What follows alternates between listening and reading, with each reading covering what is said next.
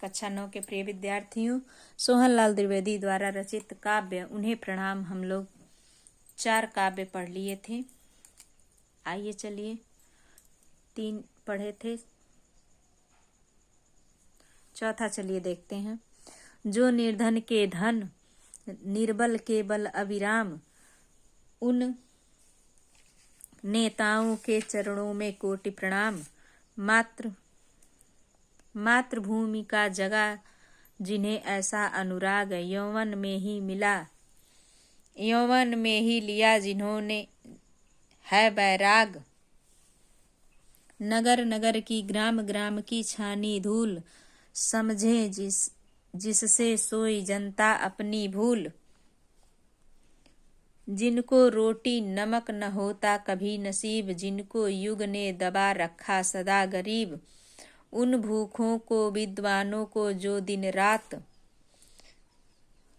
इन्हें जगाने को फेरी देते हैं प्रातः। जगा रहे जो सोई गौरव का अभिराम, उस स्वदेश को स्वाभिमान को कोटि प्रणाम। सतत प्रणाम, निरंतर प्रणाम। कहते हैं कि मातृभूमि को जगा जिन्हें ऐसा अनुराग, अपनी मातृभूमि के लिए, देश प्रेम के लिए जिन्हें ऐसा प्रेम जगा।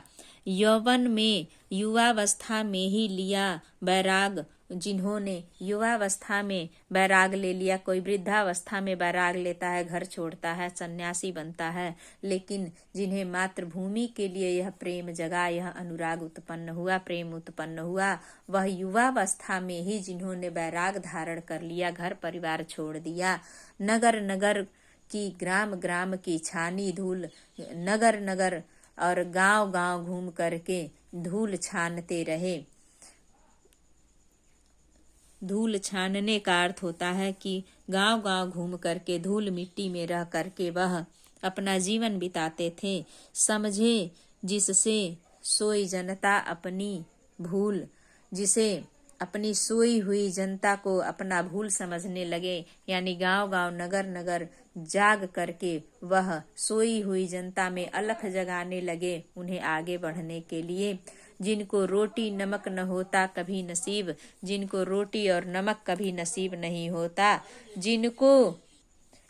जिनको युग ने बना रखा सदा गरीब, जिन्हें युग, यह संसार सदा ही गरीब बना रखा है। उन भूखों को विद्वानों को जो दिन रात इन्हें जगाने को फेरी देते हैं प्रायः। उन भूखे व्यक्तियों को, उन विद्वानों को जो देश के लिए कविताएं लिखते हैं, देश के लिए मर मिटने के लिए, अलख जगाने के लिए उनके हृदय में कविताएं लिखते हैं, उसे वह दिन और रात इन्हें जगाने का एक फेरी देते हैं, एक कार्य करते हैं। जगा रहे जो सोई गौरव का अभिराम, अभिराम का अर्थ होता है सुंदर, न रुकने वाला कार्य है। कह रहे हैं कि जगा रहे सोई गौरव का अभिमान, सोए हुए व्यक्तियों का गौरव अभिमान जगा रहे। उस स्वदेश के स्वाभिमान को कोटि प्रणाम। कहते हैं ऐसे स्वदेश व्यक्तियों के, स्वाभिमानी व्यक्तियों को कोटि प्रणाम, निरंतर प्रणाम, लगातार प्रणाम। यह आपका 5वां काव्य यहाँ समाप्त होता है।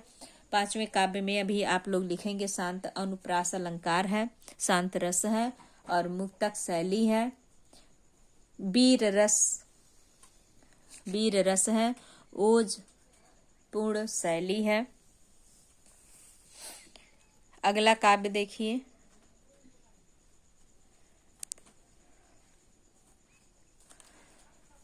जंजीरों में कसे हुए सीकचों के पार, जंजीरों में कसे हुए सीकचों के पार, जन्मभूमि जननी की करते जय जयकार। सही कठिन हथकड़ियों की बेतों की मार, आजादी की कभी न छोड़ी टेक पुकार।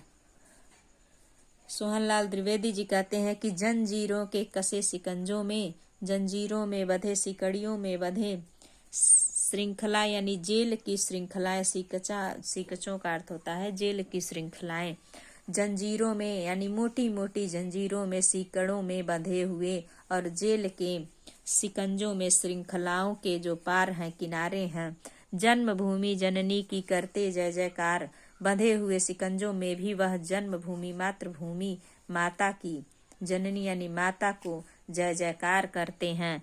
सही कठिन हथकड़ियों की, बेतों की मार, कठिन सहते थे कठिन हथकड़ियों को और कठिन बेतों की मारों को वह सहते थे। आजादी की कभी न छोड़ी टेक पुकार, आजादी को मिटाने के, आजादी को पाने के लिए, देश को आजाद कराने के लिए मजबूत टेक पुकार यानी अपनी आवाज को कभी बंद नहीं किए, पुकारते ही रह गए।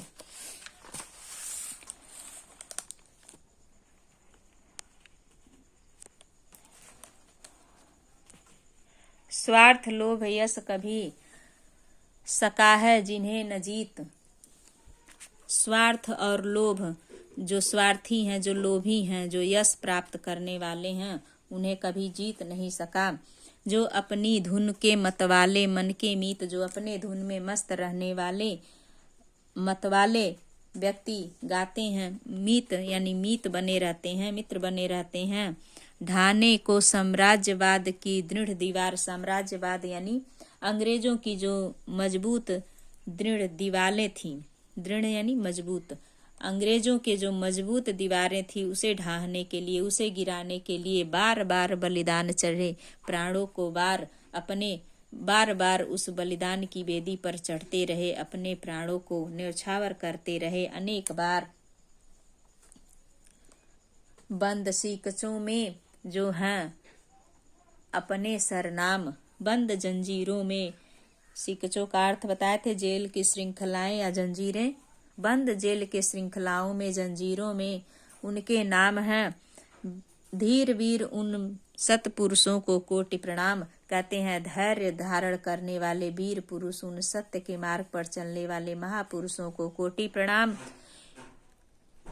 इन्हीं कर्मठों ध्रुव वीरों को है प्रति आयाम, इन्हीं कर्मठ कर्म करने वाले ध्रुव वीर, ध्रुव पर रहने वाले, मजबूत रहने वाले वीर को प्रति आयाम यानी पहर पहर पर खड़े रहने वाले व्यक्ति को कोटि प्रणाम, सतत प्रणाम, निरंतर प्रणाम, लगातार प्रणाम करते हैं।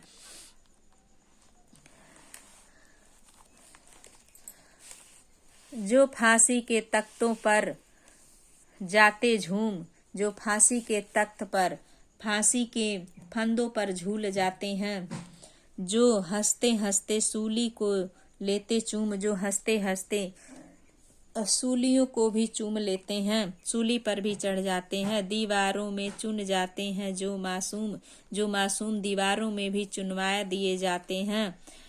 टेक न तजते पी जाते विष का धूप, वह अपनी संकल्पों को नहीं छोड़ते और पी जाते विष का धूप। जो विष का धूप है, विष है, वह भी पी जाते, धूम यानी विष के धूम को भी वह पी जाते। इतना सब कुछ सहते आगे बढ़ जाते।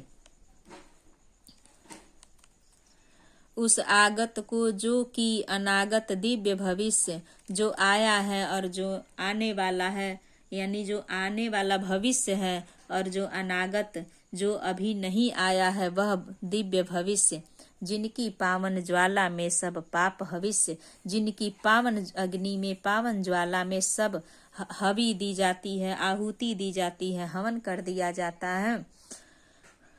सब स्वतंत्र सब दुखी, जहाँ पर सुख विश्राम, सभी लोग वहाँ पर स्वतंत्र हैं, सभी लोग वहाँ पर सुखी हैं। जहाँ पर सुख विश्राम, जहाँ सुख का आराम हो, सुख से विश्राम हो, वहाँ पर नव युग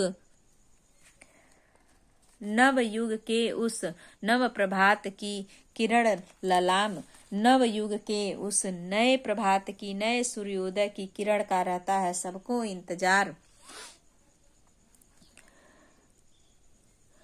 ललाम का अर्थ होता है सुंदर, यानी सुंदर नव युग, उस नव प्रभात का नव प्रभात की किरण ललाम, नए युग का और नए सुबह के किरण का, सुंदर किरण का रहता है सबको इंतजार। उस मंगलमय दिन को मेरे कोटि प्रणाम। कहते हैं वो उस मंगलमय दिन, वह सुंदर दिन, अच्छे दिन को मेरे कोटि प्रणाम। सूर्योदय हंस रहा जहाँ सुख शांति का प्रकाम, वह सूर्य हंस रहा है, वह सूर्योदय हंस रहा है, सभी का विकास हो रहा है। जहाँ सुख शांति का प्रकाम यानी सुख शांति का मार्ग हो, उस रास्ते पर सभी लोग सुखी हैं, सभी लोग हंस रहे हैं। जय भारत गीत से यह लिया गया है। भारत की जय हो, उन वीर पुरुषों को जय हो। सतत प्रणाम, मेरा भी सतत प्रणाम उन वीर पुरुषों को जो हमारे देश की रक्षा में निरंतर अपने प्राण तन मन लगाए हुए हैं। धन्यवाद।